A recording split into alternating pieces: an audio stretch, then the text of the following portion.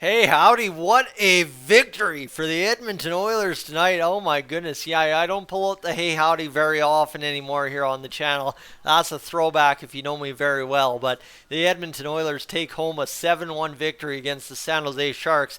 And I mean, yeah, you know what? It's all one thing to get very excited about what they did against the Anaheim Ducks, but they ran the exact same script, the exact same way tonight against the San Jose Sharks and get the exact same result, a multi-goal, big-time victory against a Pacific Division opponent. Obviously, none of this matters too much if we lose in bad, convincing fashion against the Vegas Golden Knights tomorrow. But we'll break down why tonight means so much for tomorrow in a matter of moments. But friends, the Oilers take home the 7-1 victory. Jack Campbell, you know what? In a 7-goal game for the Oilers, an offensive outburst, Jack Campbell is a big-time story, a revelation for the Oilers in this one against the San Jose Sharks. Solid for 55 minutes of a game and beat on a deflection in the late stages of the third period when it just did not matter anymore. But friends, we got to get to something very special here that we keep in touch for, obviously, the big moments on Dolynny TV, the wins during the Edmonton Oilers season. This is Dolynny TV. Good evening. Welcome back to this edition of an Edmonton Oilers recap, post game, whatever you want to call it. We're here talking after a 7-1 victory. And obviously, too, I hope you had some time this evening to tune into Patrick over at the Oilers Fanatics live recap. Gene Edwards with Lubed as well. If you haven't had a chance to check out his stuff, he's getting started here in the Oilers community. Been posting for a while, but suddenly starting to creep up there into the subscription feeds a little bit more from what I'm seeing over the past little bit. So looking forward to hopefully seeing him pop up a little bit more around YouTube here as well. All right, cover off everybody else with their coverage. We'll look forward to see what the Cult of Hockey has to say tonight, and obviously look forward into the weekend to see what Kurt Levins has to say on 9 Things. Just kind of trying to set you up for a good old-fashioned weekend of Edmonton Oilers hockey with a doubleheader against the Vegas Golden Knights to come tomorrow night on Hockey Night in Canada with all 7 Canadian teams in action, but the Oilers part of the 6 that are in action tomorrow night on Hockey Night in Canada in the USA. All right. You want to talk 7-1 victory against the San Jose Sharks. Jack Campbell, 25 saves on 26 shots. A fantastic effort, and that's where I want to start tonight, is he played the puck a ton.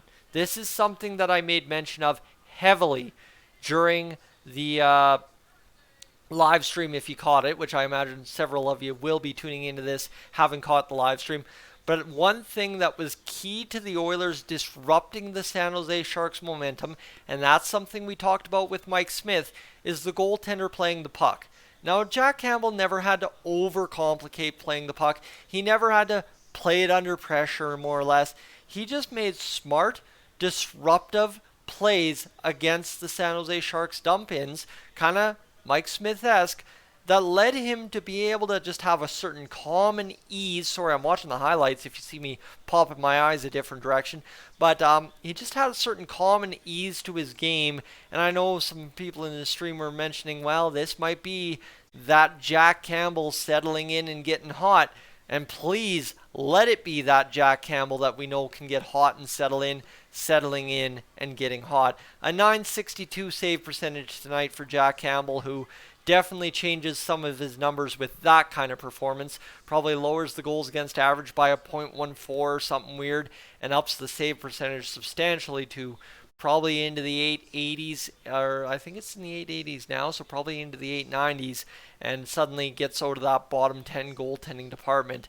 Your 3 stars tonight, as selected by Sportsnet, in case you're wondering who were really impactful players tonight, the big 3, Nuge, Draisaitl, and McDavid, all with 3 points. Nuge and Dry, goal and 2 assists, and Connor McDavid with 2 goals. I feel like this post game is going to take us a little while to get through tonight, and maybe for good measure to give you something to chew on in the morning. Let's get to the scoring summary. Connor McDavid is 36th goal from Leon Draisaitl and Tyson Barrie on the power play, 10:59 in. I could describe every goal. Why would I do that? You can watch the highlights. Hey, it's Friday night, Saturday morning if you're watching. You got some time. It's the weekend. We played at 8:30 on a Friday Mountain Time. Watch the highlights. Promise me, it's a 7-1 win. You want to watch him anyway. Get it done. Klim Kostin, his 8th goal of the season. Zach Hyman, Vinny Desharnais, the most special moment of this hockey game, right? It was all great and dandy to see Jack Campbell do what he did tonight and have a great game and kindly give us that performance we've been waiting for. Well, Vinny Desharnais waited till he was 26 years old to make his NHL debut, and now is a half point per game player in the NHL through his career, with his first career point, an assist on Klim Kostin's 8th goal of the season to lead the Oilers to a 2-0, second period start. Then Connor McDavid scores his 37th of the season on the power play. Draisaitl Nuge the assist.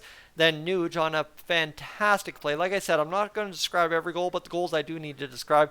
A fantastic goal there from Matthias Janmark, because Matthias Janmark made a great pass to Ryan Nugent-Hopkins, put it home. And Connor McDavid's getting the business from Gene Prince Bay about his birthday. He didn't even really know what to say there. I think he knew it was happening, but still didn't know what to do. Leon Draisaitl follows it up. 24th goal of the season. Connor McDavid, his 45th assist of the year. And then this is pretty much where the big boys stopped scoring, and it took over from the depth. Jesse Puljujärvi, great moment tonight as well to score a fantastic goal that we expect Puljujärvi to score. With the goal Puljujärvi scored tonight, if he would just do that every third game, nobody would ever say a bad word about Jesse Puljujärvi, and it was fantastic to watch him just chip it up over the shoulder, far side, put it in the net. Great right-hand shot pass from Ryan Nugent-Hopkins. Perfect. Gold goal from Ryan Nugent-Hopkins to Jesse Puljujärvi, his 4th of the season. And the depth would also pick up another goal. So you have Klim Kostin, Jesse Puljujärvi, and Ryan McLeod score goals tonight. Ryan McLeod's 5th of the season. So suddenly you're starting to see the depth add up points here over this stretch against LA, Anaheim, New York, and of course tonight San Jose. Dylan Holloway's 4th assist of the season, so another point in a straight game, and Warren Fogel's 4th assist as well. So you like to see these guys suddenly starting to put it together. The Oilers 41 shots on net tonight. And when you go to the box score, this is something I want to get to because I want to try and tell you the story of tonight. Tyson Barrie played 15 minutes. Evan Bouchard played 15 minutes. Philip Broberg, who is suddenly starting, as everybody's suddenly, wait a minute, he's doing really good. 18 minutes and 44 seconds. Cody Ceci played 15 minutes and 19 seconds. Vinny Desharnais played 12 minutes and 58 seconds. Leon Draisaitl, 18 minutes and 20 seconds. When's the last time Draisaitl's been below 20 minutes 2 games in a row? You tell me. Warren Foegele, 15 minutes and 40 seconds. Dylan Holloway, despite taking 2 minor penalties and sitting in the box fully for both 2 minutes, 12 minutes and 40 seconds. Zach Hyman, 19 minutes and 55 seconds. Matthias Janmark, 16 minutes and 36 seconds. Klim Kostin, despite seeming to be everywhere the past little bit, 12 minutes and 54 seconds. The ice time leader for the Edmonton Oilers tonight was Brett Kulak with 20 minutes and 12 seconds. Connor McDavid, when's the last time he played 2 minutes sub 20 and had 3 points in whatever he's done the past couple games? 18 minutes and 18 seconds. Ryan McLeod, 17:48. Ryan Nugent-Hopkins, 16:34. Darnell Nurse, 19:59. If you're not talking about this team being rested and ready to go against Vegas, which we'll talk about in a mere moments, get at me in a minute, Jesse Puljujärvi, despite being the 11th forward tonight, played 13 minutes and 22 seconds.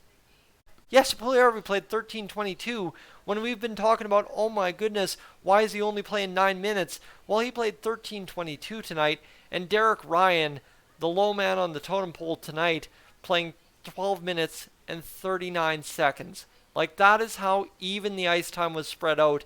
And this is something that I mentioned in the live stream once it got slow because the Oilers were up 7-1, 5-1, 5-0, whatever the heck the score was. I mentioned this.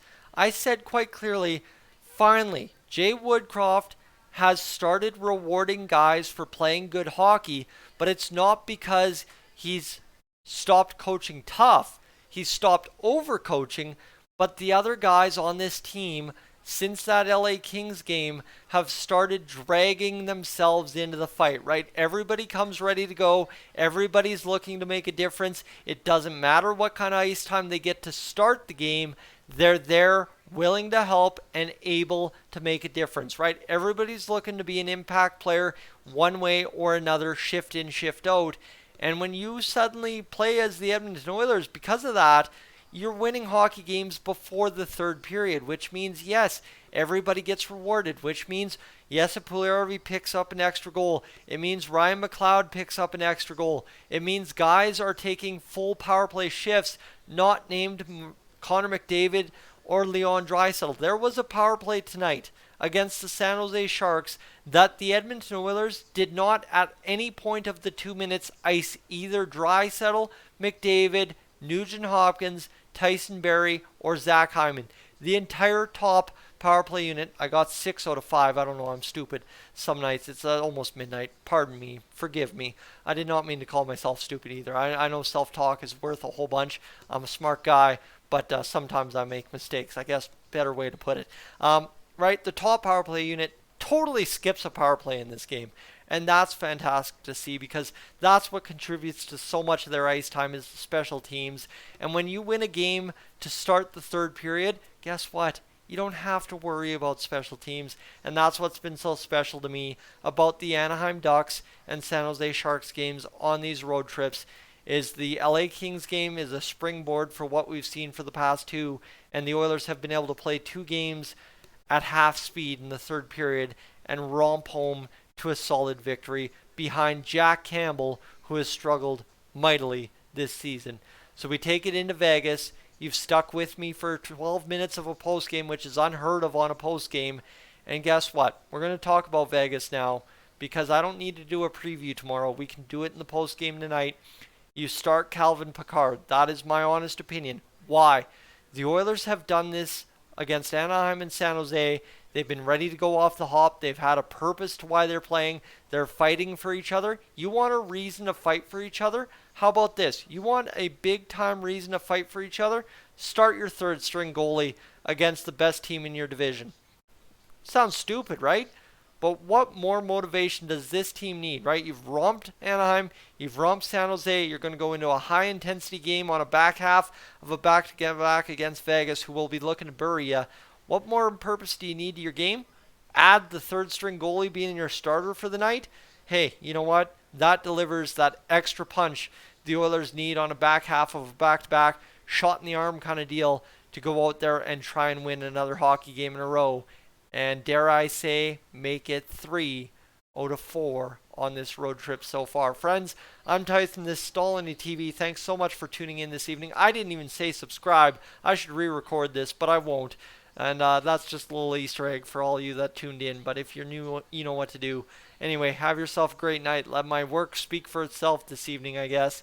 And we'll catch you tomorrow as I spend the day reading for work.